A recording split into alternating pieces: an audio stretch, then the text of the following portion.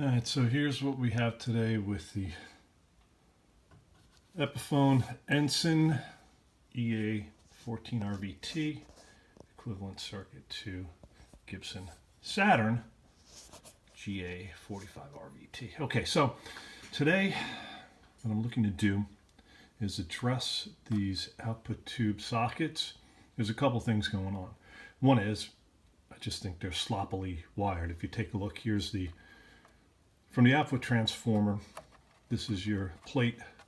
It's just laid over, and I don't know if you can see that, laid over and soldered in. I mean, maybe they did that because they didn't think they have enough. Similar here. Now, the big thing is on this particular tube socket, pin 3, the terminal is busted off. I'm guessing there's solder here. So I'm guessing there's a solder enough to solder this wire across and make contact to what's left of the pin of the terminal. But that's not good. The one thing I'm going to try to do, I mean, the option is to just replace this socket, but it's a riveted socket, which is fine. It can be drilled out, but it's a good socket otherwise. So what I'm thinking of doing is, there are, on these tubes, these are 6L6 equivalents. I believe there are no connection points, although it's interesting what they did here. Often pins 1 and pin 6, or terminals 1 and 6, on these output tubes are not connected to anything. And in a lot of Fender amps with 6L6, true 6L6 tubes, they are used as terminal points for screen grids and for grid stoppers. But in this case, there's nothing going on that. The screen grids are actually on the board, which is okay. I think I'm going to keep that. There's grid stoppers are somewhere else. We'll have to take a look at that. So what I'm thinking, what I'm getting at here is, as you can see here, this is terminal, this is 1 on this tube, as is 1 over here on this tube.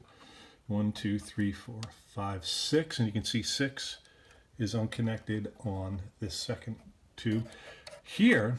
And I wonder if they try to do what I'm thinking of doing, is there is no number 6 terminal or pin. So what I'm thinking is, I'm thinking of either taking out, these things can come out, if you look, there's a little tag point that holds them in position. Otherwise, they basically float inside here.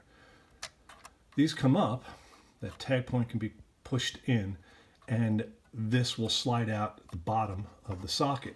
And then I'll replace it here. I'll pull this out, what's left of it out, and I'll replace it with this terminal. I'm going to take a shot at that.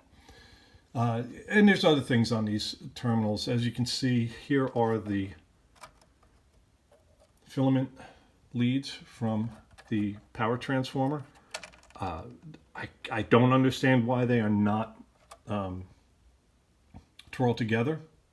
They should be. It can be done easily enough, and it can be laid close to twirl together and then run up here and then to the rest of the sockets. As you can see, at least on the preamp tubes, they did some of the wrapping, the twirling of the leads. It's okay. I'm going to leave that. It's more of a I don't think the benefit of changing that is worth the effort. The one thing here is, from here to the first tube and through here, these are not twirled together. We'll see how that is. Arguably on the output tubes, since they are humbucking in a sense, it doesn't matter as much, but still there's other things that could be picking up, other signals. There's, you know, the audio signal is going in and around here. This is the actual OA2 tube. This is the voltage regulator. I've got to clean up the grounds also from the cathodes and redo all of this. So, but the first thing is going to be seeing if I can save this socket. If that can be done, then the rest is relatively easy. All right, signing off.